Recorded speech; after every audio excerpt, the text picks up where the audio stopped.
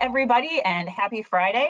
Welcome to Build Meets World. I am RC Tyler, the Director of Building Science for Tremco. I'm very excited to be able to have this time with you guys on Friday afternoons. Hopefully you guys had a great week and are happy to be shutting things down here shortly, regardless of where you live. Last week we did not have a live program. We did replay some great testing and information from a field testing perspective of the facade. And of course, our first Friday of the month of April, we did come from our test facility here in Cleveland, Ohio. So once again, if any of those things were of interest to you and you have some additional questions, you can always reach out to me at mtyler at tremcoinc.com if you have any of those questions. Today, I'm pretty excited to be able to have this guest with me that I was able to see at a couple of different events, industry events, so it's great to be able to get out there. And most recently, I ran into him at IBEC down in Orlando, where they had a booth and they were demonstrating their ability to test waterproofing membranes. So it was pretty cool to see that interactive booth. And so without any further ado, I'm going to introduce our guest today, who is Sean Katz. Sean, welcome to Build Meets World. Thank you, Marcy. I appreciate it. Thank you, everybody, for joining today. Again, my name is Sean Katz. I'm the product line manager for DTech Systems. We're just a small electrical engineering firm that has invented leak detection testing and monitoring technologies for roofing and waterproofing. And so this discussion, this presentation, we're going to call it an introduction into electronic leak detection, also known as ELD. ELD, that's the generic term that's used for the 4 different methods that pinpoint breaches, holes, and seam voids in roofing and waterproofing membranes. They all do that by applying an electrical current to the surface of a membrane. That current will flow through a membrane, touch something conductive under the membrane, which then carries that current back to where the equipment is connected. So this is a typical waterproofing assembly that we see with Tremco, a membrane directly onto structural concrete. Concrete is sufficiently conductive enough. So this is a valid ELD assembly. Those dashes over there on the right-hand side, that's where the equipment gets connected to something metallic. Think of drains. Sean, can you hang on one second? Yeah. I'm just making sure. Lee, can you see the slides? Lee, are you there? Yeah, come again. Broke up. Sorry, are you seeing the slides? Okay, now we are. So just wanted to make sure everyone can see the slides. I'm gonna turn my camera off, but before Sean gets going any further, please ask questions. So use that chat box, submit your questions, because we want Sean to be able to answer your questions live. So we'll be interacting with Sean throughout the information today. So please do that throughout the presentation. Sorry, Sean, didn't want to cut you off. No worries. I wanted to make sure we were seeing the same thing. So go ahead. Perfect. Great. Thanks for confirming that. So again, ELD, it's testing an exposed membrane. That current flows through the membrane and touches concrete. Those dashes on the right-hand side, that's a ground connection. That's where the equipment gets connected to something metallic or conductive. So think exposed concrete, metal drains, exposed rebar, even earth. Touching a concrete structure, earth is a ground connection. So that's the physics of ELD on a waterproofing assembly. These are the requirements for ELD. You need to have a conductive substrate directly under the membrane. That is either going to be structural concrete, metal, or some type of conductive medium like our conductive primer. We invented a conductive medium that gets added in to make ELD work when it's needed. They all need a ground connection. Think of something metallic or conductive that is connected to that substrate and penetrating the membrane. Usually that's metal drains, exposed rebar, lightning rods, HVAC units, things like that. And ELD needs an exposed membrane. You cannot perform ELD reliably through any type of overburden. So it can't be covered by drain mat or insulation or soil or gravel or topping slabs. All of that will block the electrical path. And they all need an electrical path from the top of the membrane to the conductive substrate under the membrane. Low voltage ELD uses water. Wherever that water flows, the electrical current will flow. And then high voltage does not use water. And you can actually see the electrical spark travel through air. So these are the industry standards for ELD. The first came out in 2014, and that is the ASTM Guide D7877. And that lists the 4 different ELD methods, which are the low voltage scanning platform, low voltage vector mapping, the low voltage vertical roller, and then there's what's also called high voltage, also called spark testing or holiday testing. And so the 7877, that was the first industry standard for ELD. It lists those 4 methods. It describes the testing apparatus that's used, the testing procedures, and the limitations of each test. But other than that, they all perform ELD the same way. Exposed membrane, conductive substrate, electrical path from the top down. Now, after 7877 was published, ASTM challenged each method to make their own standard practice. And the only 2 methods that proceeded with doing that were the platform and the roller. Those 2 units come together. They are DTECs. And so basically, we were involved in creating the first ASTM standard practice, and that's the D8231, and that came out in 2019. That D8231, it expands on that 7877, but it is specific to just DTEC's equipment. The other methods haven't created a standard practice yet, but it reflects all the technical advancements in ELD. So for example, when the 7877 was published, there was no ability to test something conductive like black EPDM or Tremco's 250 GC roller grade. The ability wasn't there. And then in 2017, we were able to crack the code to testing a semiconductive membrane. So we invented that new ability, and that new ability is reflected in the D8231. So now that states that something like 250 GC roller grade can be ELD tested using our equipment. So this is high voltage. Some of you might be familiar with this method. This was created in Germany, or I'm sorry, in Europe in the 1960s. And this was originally created for testing coatings on pipes. And then the technology was just adapted for roofing and waterproofing. This works on horizontals, verticals, transitions, details, but does not work on a conductive membrane. So this doesn't work on something like black EPDM or Tremco's 250 GCR. The technician uses either a broom or a brush apparatus, and they apply up to 40,000 volts to the surface of a completely dry membrane. And at the location of a breach, you'll see a spark. You can see it there on the right-hand side. Now with this method, the main limitation is that it can only be done in dry conditions. So it's rarely seen here in the Pacific Northwest where I'm located. You can't do it during inclement weather. There cannot be frost or dew or pooled water on a membrane. All of that makes a false positive, meaning the equipment sparks into that moisture thinking it's a hole. And with this method, you have to adjust the voltage for the mill thickness that's being tested. And so in a fluid applied situation, if that thickness fluctuates and the voltage is set too high, it can actually burn the membrane or create what's called a holiday. And if the voltage is set too low, it can actually miss a breach. And this isn't the best for seam void detection. That's because the spark only travels vertically through an air gap. It does not travel horizontally. Now this is vector mapping. This was also created in Europe in the 1970s. And this was originally created for testing pond liners filled with water. And then the technology was just adapted for roofing and waterproofing.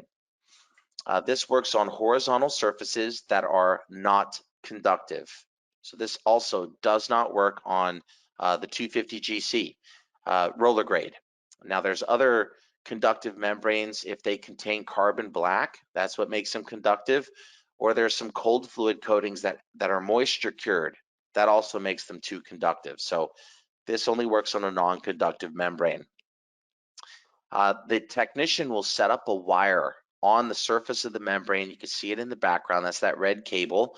And all that does is that isolates your testing area, let's say 7,000 square feet or so. And then within that wire, they have to isolate every grounded object, such as a drain. That's because these will be seen as a breach or a hole.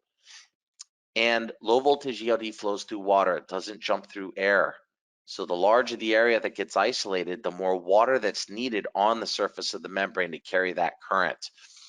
a gap in that water coverage will result in a missed breach.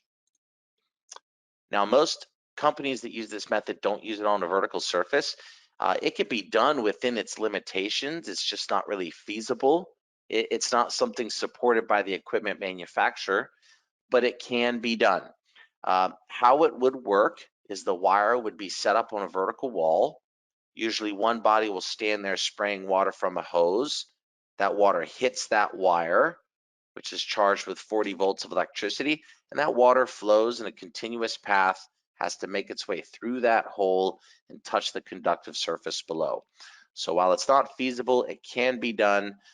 Most companies that use this method would use either high voltage or the low voltage vertical roller for vertical surfaces, and I'll get to that here shortly.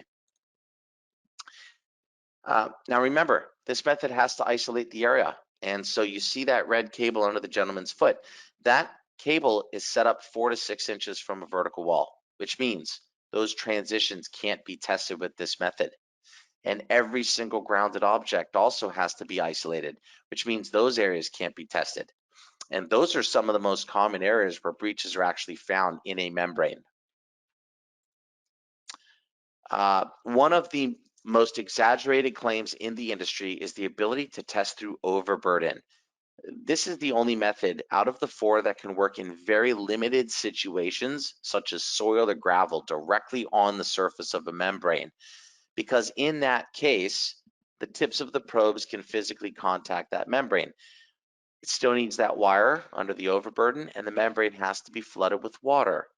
So within those limitations, it might find something. Now, if that membrane is covered by electrically insulating materials, drain mat, root barrier, or insulation, those layers are blocking the circuit. And the only way to bridge that gap is with water saturation. And there's no way to confirm how much water is going in a continuous path from the surface of the overburden down to the surface of the membrane. It still needs that wire left in place, and the membrane has to be flooded with water.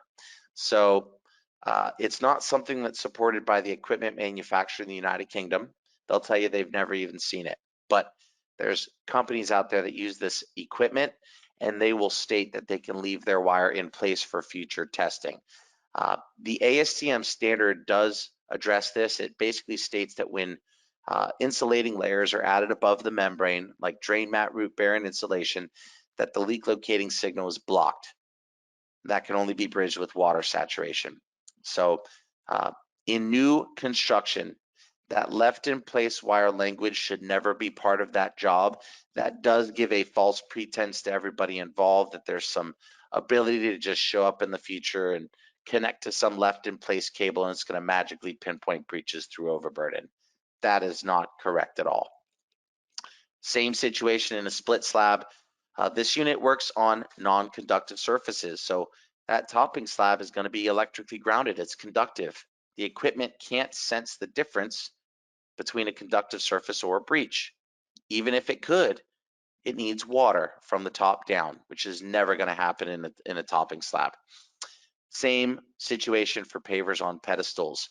Remember, low voltage ELD flows through water. It doesn't jump through air. And there's an air gap below those pavers. And the only way the circuit can be completed is if it's flooded from the top down, which is never really going to happen. So valid testing is only on the exposed membrane itself. Now, these are the limitations of vector mapping. Most noticeably, it's the lengthy setup process. This is the only one that has to isolate the area, isolate the grounded objects. That means it cannot test transitions, it cannot test around grounded objects, and usually is never done on a vertical surface. And it requires a lot of water. A gap in that water coverage means breaches will get missed. So 30 years after those methods were created, DTEC came along and we created what's called the low voltage scanning platform and the low voltage vertical roller. And these units were created specifically for roofing, testing in roofing and waterproofing.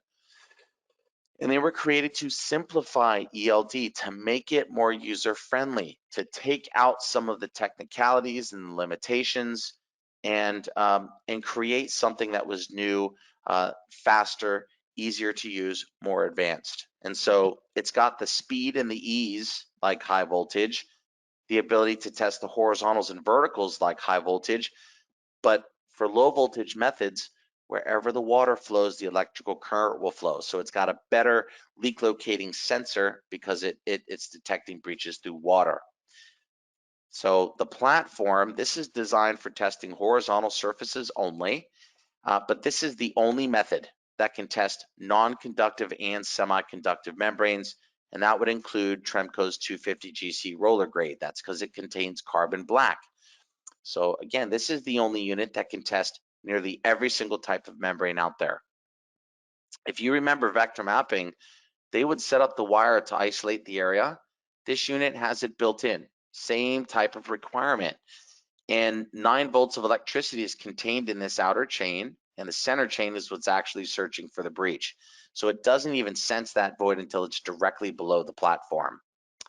And just recently, this received FM approval. This is now the only FM approved leak detection testing method in FM conventional roofs. There is a built-in feature to where the technician can use their hand on what's called a secondary sensor bolt. That's this right here. And what's that's doing is that's passing 9 volts through the human body, which is conductive, and out their hand. And so the body becomes an extension of the equipment. That's how breaches get pinpointed, or how testing is done around very difficult to reach areas, or up around vertical penetrations like rebar, or around a drain. So that image on the right-hand side, if you remember the other methods, high voltage would spark as soon as there's a vertical air gap. Vector mapping would isolate the drain from the area. This unit, the human body can carry the electrical current right up to around the base of the drain. And so this is the low voltage vertical roller. Same physics. The difference is this doesn't have that isolation area built into it. So this unit's a lot more sensitive. This works on horizontals, verticals, transitions, details, but only works on a non-conductive membrane. So this also does not work on the 250 GC. With that being said, we have invented the ability to test vertical conductive membranes, and that'll be coming out next year. So that's the next advancement in ELD, vertical conductive membrane testing. With this unit, the technician would saturate that roller in a bucket of water, press it against the base of the wall, and drag it up that vertical surface, pushing the water into the membrane. And at the exact location of a breach, the electronics will alarm. So the limitations of our methods is that the platform only works on a horizontal surface, and that surface needs to be wet. And the roller has to be saturated with water. Wherever that roller goes, the electrical current will flow. And currently the roller does not work on black EPDM or those semiconductive coatings, but that comes out next year. So here's all 4 methods. They can all test an inverted waterproofing assembly, which is usually what we see with Tremco. They can all test a conventional roof like TPO, PVC, EPDM, mod bit. They do need a conductive medium. High voltage is the only method that works in dry conditions, and low voltage methods work in wet conditions. They can all pinpoint a breach in a membrane. Now, vector mapping cannot test transitions, verticals, and around grounded objects, so it cannot test 100% of the area, and it is the slowest out of the 4. High voltage and the vertical roller are the only 2 units that can reliably test the vertical surface, and seam void detection is best with low voltage methods. Remember, wherever the water flows, electrical current will flow. And currently only the platform can test something that's conductive like black EPDM or the Tremco 250 GC roller grade. So here is a quick spec tip. This scope is typically found in the field quality control sections of Division 7. So all the way at the end of the spec, in field quality control, you'll usually see this type of language. There's been dozens of different terms used over the last 50 years. They all mean the same thing. It just creates a lot of confusion for everybody. So the current term that should be used is electronic leak detection. That encompasses those 4 methods from the 7877. And new construction specs really should include the ASTM standards. That's what holds the testing agency accountable. There's testing agencies out there that buy the equipment, they don't get certified, they don't get trained, and they make claims that are in conflict of what those standards state. So that's what holds them accountable. And new projects really should specify when testing should be done. It should be done at the very last possible moment, just prior to covering with the overburden or prior to starting a warranty. Now, for contractors, if they know that that membrane is going to sit exposed and get damaged, then it might make more sense for them to do the testing right after they install the membrane. Then they have a third-party document that confirms it was free of holes, and then other trades came in and thrashed it. Now they're billing for those repairs. If it's a conductive membrane or if it's a 250 GC spec, the language would be different. There's only one method that can test that. So it would be something like perform electronic leak detection using the low voltage scanning platform in accordance with ASTM D8231. The language would be very, very different. So for new construction, all four methods of ELD need a conductive substrate directly under the membrane, and that's usually structural concrete. Chemically cured concrete is not sufficiently conductive enough, and neither is lightweight insulating concrete. These are the four non-conductive substrates. In the roofing portion, it's usually coverboard or insulation. And on the waterproofing side, we usually see sometimes membranes go directly to wood or membranes go directly to lightweight insulating concrete. None of these can carry an electrical charge. So ELD is not possible in new construction unless you add in what's called a conductive medium. That's just a specially designed product. It gets added into the roof assembly, and that enables ELD testing on that membrane for its entire life. And this is DTEX TrueGown Conductive Primer. It has been tested and approved by Tremco for hot fluid and cold fluid coatings. It is UL listed. It is FM approved. You can fasten through it. You can adhere to it. You can torch directly to it. And you can apply a fluid applied coating. It's basically just a water-based primer with carbon black. Carbon black is what makes it conductive. It just gets painted onto that surface. It dries, and then they put down their required adhesives or primers and then the membrane. Now it can be ELD tested for its entire life. So again, it is UL listed, it is FM approved. High voltage and low voltage can be used with this product, and it is approved by Tremco. There's the language in the approval letter. It's basically approved with the 250 GC and for the hot fluid system. We also have fully monitored systems available as well. We've got systems for inverted assemblies as well as conventional roofs. On an inverted assembly, it works just like ELD testing. The substrate directly under the membrane would be concrete. The membrane would be non-conductive, so it cannot be the 250 GCR. ELD testing would be done on the membrane first.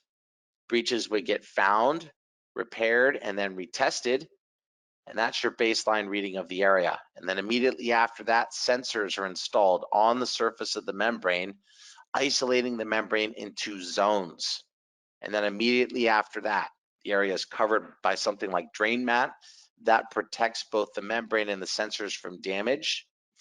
If it's left exposed, it's highly likely the trades will come in, drop their tools, drag their equipment, trip over the sensors, rip up the cables, and all that work needs to be repeated. So test the area for breaches, repair those voids. That's your baseline reading. Install your sensors, cover it up immediately. Over time, water makes its way through the assembly. It hits the waterproofing layer where the sensors are, and that water travels. And the zones, each zone is charging that water with a low voltage current. So if a hole occurs, that water flows through the membrane, touches the concrete, completing an electrical circuit, just like ELD. And that's it for our short portion today. Does anybody have any questions? Yes, they do. I got a bunch of questions here for you. And that is, as Sean mentioned, the short version. So if any interested in having a longer version of that presentation, you can see the contact information that he's sharing up on screen right now. So please utilize that. We did get a couple of different questions that came in. One was just about, having this specific presentation given to, a firm. And so that's obviously an option. I think there was a lot of interest around the ASTM D8231 Yep. specifically. Okay.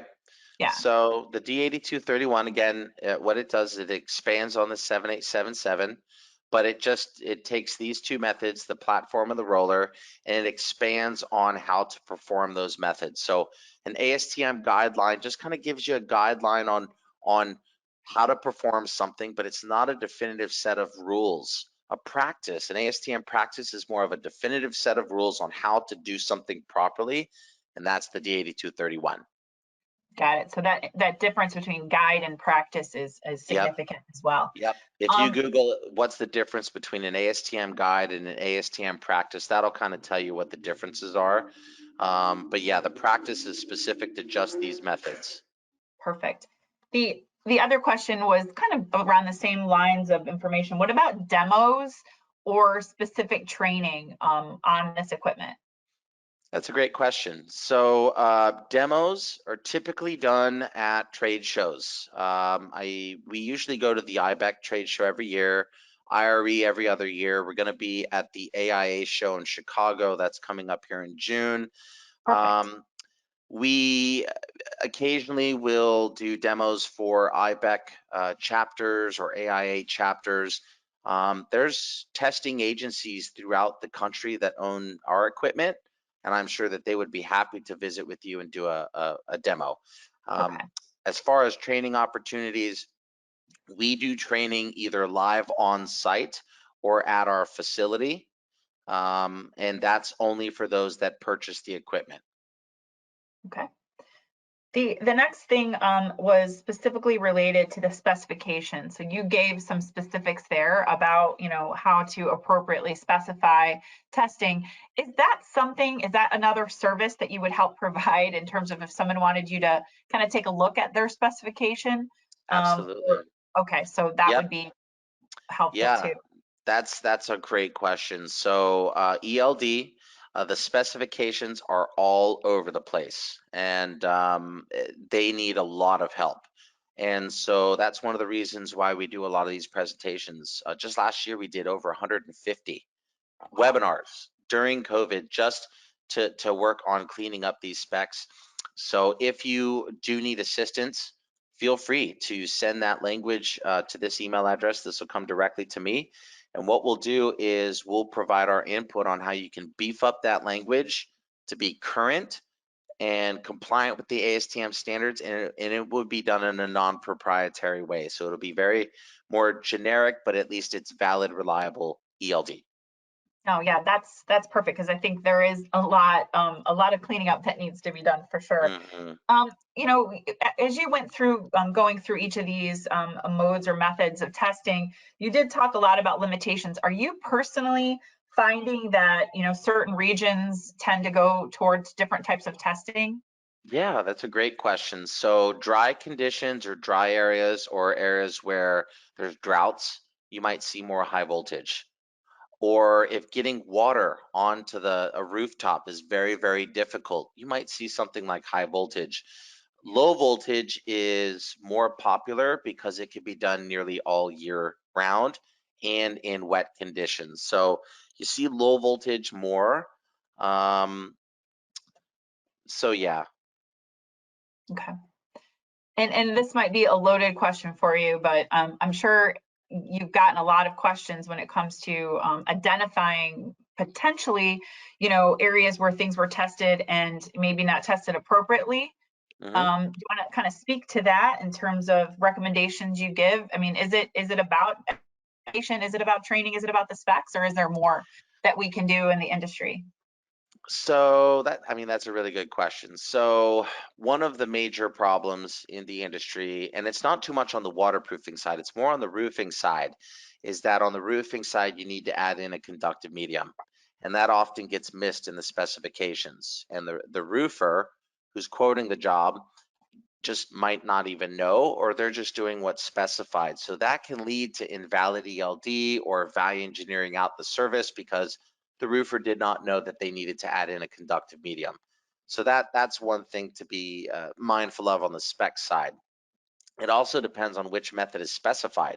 So if if you specify, for example, this method, you're limited on areas that you can test, right? But if you use generic language in a specification like perform ELD or electronic leak detection, then it's up to the contractor on who they're going to choose, and they might still use this method, right?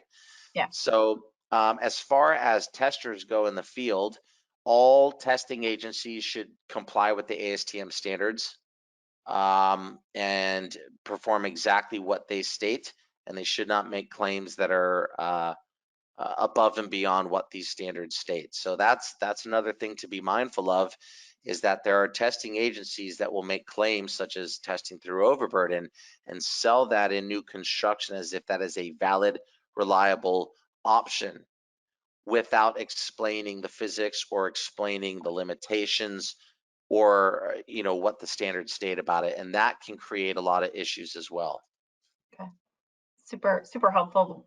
One more question. You're talking about different types of materials that aren't conductive. What about gypsum as a cover board? Yep, same situation. That's a normal cover board. So gypsum, Densdeck, all those cover boards, they're all non-conductive. Sometimes you might hear of like cement board.